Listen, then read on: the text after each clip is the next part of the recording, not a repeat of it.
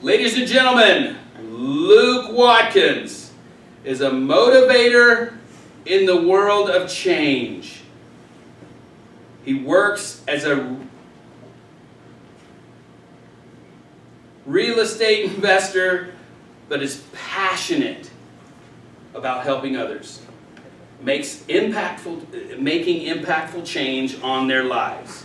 He is an expert on change because he has lived through many difficult changes in his life.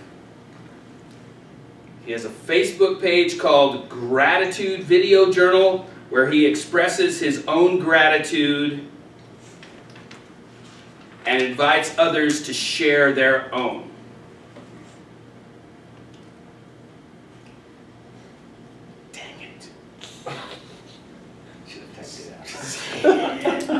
People to live and love their life. Inspires people to live and love their life, people. He does day challenges. 30-day challenges.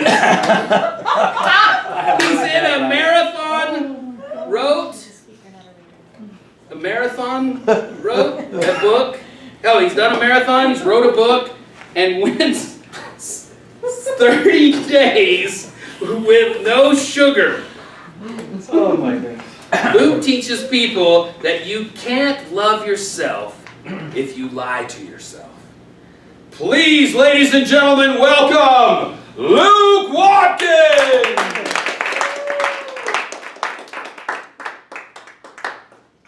How many of you guys enjoy music? By show of hands. Okay. How many people like hard rock music? Just a few? Okay. Well, as far back as I can remember, I wanted to be a rock star. I remember when MTV came out. Do you guys remember MTV? Are we old or young here? I don't know. MTV played music videos, and I was particularly drawn to the hard rock bands. They were so cool to me. They had long hair, tight leather pants, cool shirts, jewelry, awesome guitars. I idolized those guys. From that time on in my life, I wanted to be in a band. So that was about 6th grade-ish for me, 87, 88. And my buddy Sean, his dad was a rocker. So we kind of looked up to him, and he had a drum set and an electric guitar with an amplifier. And we would go there after school and jam. And we sucked really bad.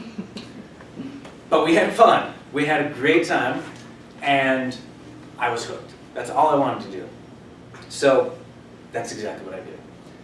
I found out that I actually had a passion for writing and arranging music and performing. I loved it. I loved it so much that I really did that for the next 20 years of my life. But the lifestyle of the hard rock, sex, drugs, and rock and roll came with it. I had started to experiment with drugs and alcohol 12, 13. By the time I was 15, I was a smoker, smoked cigarettes, smoked weed as much as I could, and drank as often as I could. So the party of the hard rock lifestyle came with it and really took over my passion for music. And when I was 15, there's one night in particular that I remember. I had just moved into this house. I was born and raised in Glendale, California, and I lived in a nice upper income neighborhood. But we had just moved into a not so great neighborhood, and we moved into a duplex that my dad converted into a single family home. And right across the street was a park called Fremont Park. And that's where the Glendale Stoners hung out. It was a group of guys that just got stoned, and they obviously sold weed as well. So I, one night, being the cool 15-year-old rocker that I was, scored a little weed, and I was going to meet my buddies, and we were going to go do that. So I'm sitting there on a park bench. I pull out a marker, and I'm just writing on the bench. I wasn't into graffiti, but it was just something I did to be rebellious. I would write on everything. So I'm sitting there just kind of wasting time. writing, put it back in my pocket. Still waiting. A man comes up to me. He says, "Hey, how you doing tonight?" I said, "Fine." He said, "Hey, do you have any markers in your pocket?" And I said, "No." My first instinct was to lie. I lied to myself quite frequently. And so he says, "Well, me and my partner saw you writing on that table." I said, "Partner?" And then all of a sudden another man comes and walks up. Turns out they were undercover police officers, and they had witnessed me right on the table. And remember, I had a little weed in my pocket. So they said, "Well, if you don't have anything on you, you won't mind if we search you then, right?"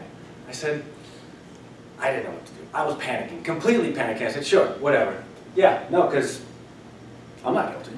So they pull the marker out of my pocket and take the lid off, and they say, "Well, this looks a lot like that right there on that table. That's not you. You didn't. No, I don't know. Or I think I admitted it, but they continue to search me, and they say, "Well, we need to make sure you don't have anything else on you." And of course, they found my weed. Well, I lived right across the street, and I was 15 years old, and I was scared. So scared. Scared to the point that I was almost in tears and shaking. And I begged for mercy. I said, "Please, just take me home. Just take me to my parents. I can't go to jail." They said, "Well, I'm sorry, you broke the law. You need to go to jail." And I said, I didn't say anything. I was guilty, and I was caught and busted. So, needless to say, I got handcuffed, put in the car, and drove downtown. Well, the funny part of the story, if there can be humor in this story, was that as I'm walking to the police car in handcuffs, I see my buddy stroll across the street, and I'm thinking, if you would have been here like 20 minutes ago, this wouldn't have happened. And I completely blamed them for the whole situation. Anyways, so my dad has to come down to the station and pick me up. We didn't say a word on the drive home. Can you imagine the silence? He was just so frustrated and disappointed with me. So we go home, and we had to have the talk, right? My mom was there, my dad was there, and they said, "We don't know what to do with you anymore.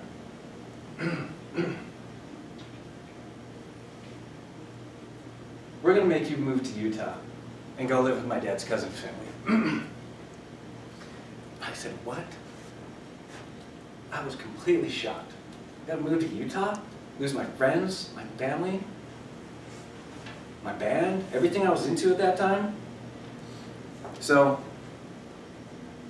I moved up to Utah and lived with my dad's cousin's family for a couple years until my family ended up migrating up to Utah as well. And I stayed clean for a little bit, a couple years, which was good. But I missed something. There was something that attracted me to that edgy rock star lifestyle. So I eventually found that again. I found friends that wanted to party. And I found bands, and I played in bands forever. Until one day. One day, I was driving drunk on a motorcycle, and I crashed. And I truly believe, looking back on that moment in my life, that there must be guardian angels in this world somewhere, in some dimension, in some shape. Because I walked away with a scrape on my ankle. But that moment changed my life forever, and I said, that's enough. I'm not going to live that way any longer.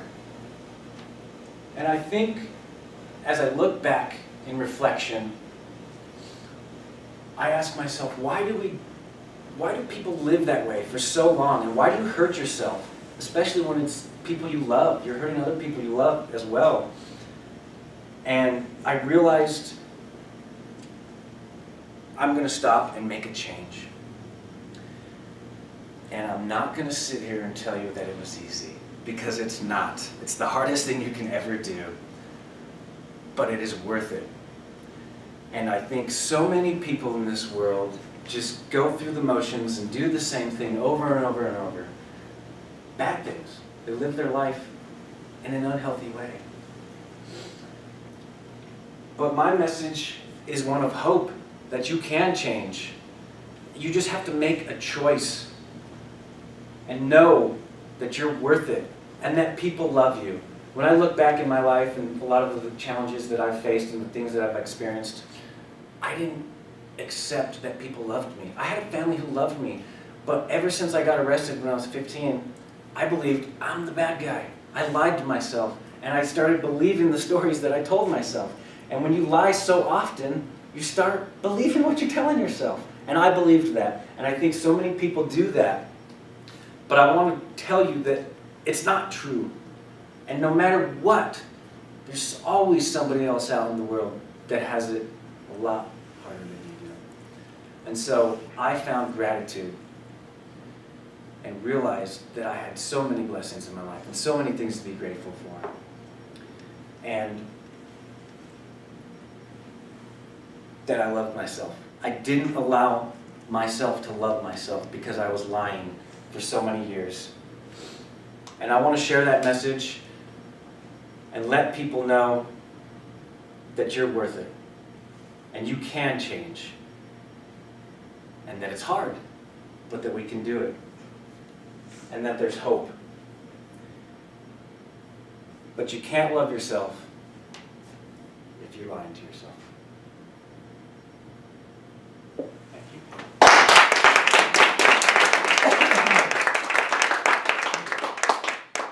How much time did he have left?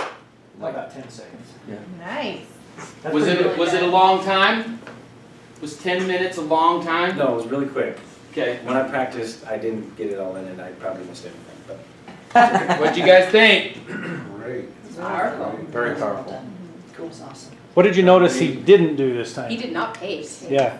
He walked with more purpose this Yes. time, didn't he? Yeah. it helped telling me it had. Oh, maybe we should have done that earlier. So from now on, he's So, gonna have a fence. He's so gonna does put that them. help you though know that now if you tell yourself you have a square, that may help you? Yes. Yourself? Yeah. That's cool. Yeah. Guys, what is this? Closed. Closed. Protection. How often did he... Hey, how would that have felt if he'd have done that? How would that have felt? More Very connected. inviting. So how often did he do this? A lot. Was it a lot? Well, at the end especially. I didn't notice I noticed it, but I noticed that really quickly because I want to be close to you. Okay. I want to be connected to you. And this says, you guys need to stay back a little bit. In the beginning, you didn't do it as much. Yeah, yeah, you got more into that. Guys, if you have to do something, I know it's uncomfortable, just keep them down here. Because it's so uncomfortable, guess what you want to do? You want to move them. Yeah. Just don't put them here. Okay. Keep them away from each other. Now, when you get used to it, you can do some quick things. Okay. But Just don't wring your hands. Don't ring 'em. Is that what I was doing, or Well, was you would even, you grab one hand, you grab your arm over here like this, and you'll see it. it. And you'll see it. Well, and it seemed like, from my perspective, it seemed like you were doing it more as you were trying to remember, okay, did I say this part? Did I That's say totally this what I part? was doing. Did I And say I'm this like, part? what am I So you were so supposed to say? focused on, I gotta get all these parts in Yeah, rather yeah, than yeah, feel yeah. the audience Yeah. and then connect to them. So how do you get over that? How do you get over that? Practice. Practice! Practice! I Practice! only had like an hour last night, so. No, it's good. We get Oh, that. you don't need to give us. Oh, you So- don't need to Thank tell you. us anything. Thank you. Thank you. So you did your hands behind, which when you did the handcuff thing, I thought was It good. was Yeah, perfect. that was Okay. awesome. We were there. I was doing the felt that. handcuff, I was, and it looked like you were cuffed, so that was good. And when you were talking about you and your buddy playing sucky, man, I was back with my buddies. Plain I sucky. was back with my buddies playing sucky with that $100 drum set that Yep. everybody's like, can we like beat on that and actually make beats? But yeah, I was there. I'm like, oh man, yes. Do you think he would identify with kids that are there? Yes, Would they have identified with that? yes. Absolutely. Anything else? What else did you see? Well- Yeah. Oh, go ahead. No. I noticed you looked down but there was feeling in it when you looked down. It wasn't like you were avoiding us, and I thought it was tender. Okay. That's Instead good. of, like, I think yesterday I looked down just as a bad habit, I don't know. Yeah, just nerves. When you're feeling it and you're humble, is that different? I'm humble because I know Take where I am. responsibility. Yeah. Just, I was just you gonna say- could be so much more animated, dude, because you are. I can feel it. Can you feel it in his body that he wants to? He I don't wants want to. to be like crazy though. Well, Do You want to be like Bobby? no, you're not gonna be like me though, because you're not. You, not me. Right. But you're not. But you want to be more open. We can feel the energy. This is all Sorry so- that I No, interrupted you're fine. you. So You're new fine. to me, but yes, Well, thank you. because I know your motorcycle story now, it felt like so glanced over, and that was such a pivotal part. So, and I know it's only 10 minutes, but it was hard because I would have liked to have heard like something saying, I knew I hit rock bottom when this happened, Yeah. you know, I or woke up next to the motorcycle. just a little bit more attention to that. I agree. We have a vested interest now. We've heard it. Yeah. Yeah. Well, I didn't want to do the same thing, so I'm like, okay. Oh, don't worry about that. Doesn't Because matter. if we do, Okay. if you do the same thing, we'll tell you about how it's all different. Yeah, So. because I mean that's when, like Anita just said, it's one of your That's pits. the, yeah. It is, and it was But I so had another descriptive, bit, too. and I think it really kind of showed where you were at and how you got down to that pit. And I don't think you should leave that piece out. Absolutely That should not. be like your signature. The motorcycle accident? Yes. Okay. Because I thought the other story was like almost as impactful, kind of. The other Getting story's arrested- the other story's getting arrested great. and shipped off. It is. I think It's your- good. Your motorcycle story is your call to action, though. Mm. Yeah. That is your. So that's why it's more. your That calling. really is your call to action. You weren't called. You were Yeah, in you're the called. pit when you were Yeah. hauled off. The rest is You didn't just have a like- calling yet. I'm going to be rebellious. Yeah. That wasn't your calling to be Okay. rebellious, was it? Your calling. I thought it was. But it's part of setting the stage. The first story is you're setting the stage for all of this. Right. The motorcycle thing is when you went down and you got the calling, and now you got to get out of this thing. That makes sense. Okay. Yeah. And it's really good. So you can combine those. Don't take them out. I was totally experimenting. That's okay. No, that's okay. Yes, thank you, thank you, Thank you. thank you, I was messing around. Thank you. thank you. Thank you. Anything else? I don't know if you're nervous or you just. Or you're That's throat. nerves, Okay, 'cause I do the same. definitely. Okay. Then I actually have a Clearing your throat thing? for a week. Yeah, well, I was talking to somebody when we walked out for lunch yesterday, like, sometimes, it used to, my throat was, when it's time to be in public, I'm better at that now because I've practiced, but. it still Why happens. is that? Why is that a problem? Is that the same thing as this? I don't What? know. What'd you say? Feels it. Because he feels it.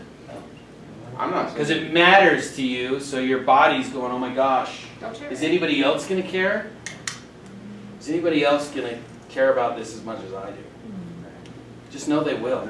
Just relax and know, yeah, they are going to care about it as much as. And if they don't, one person will, Yep. and that person is who needs it. Yep.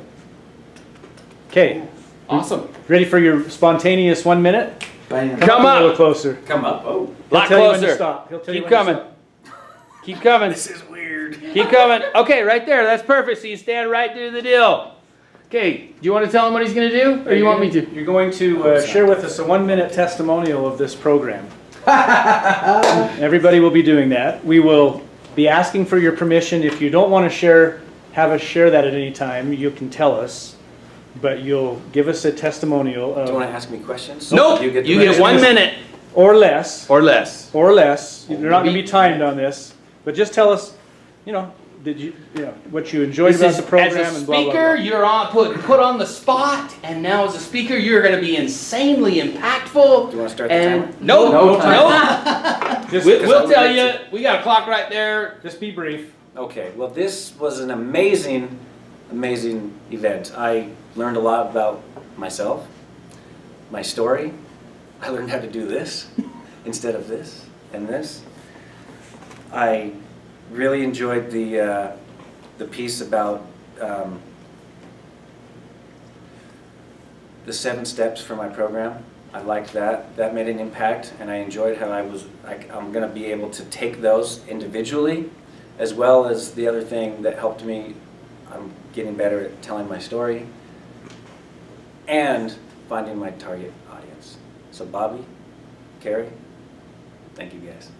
Good job. Awesome.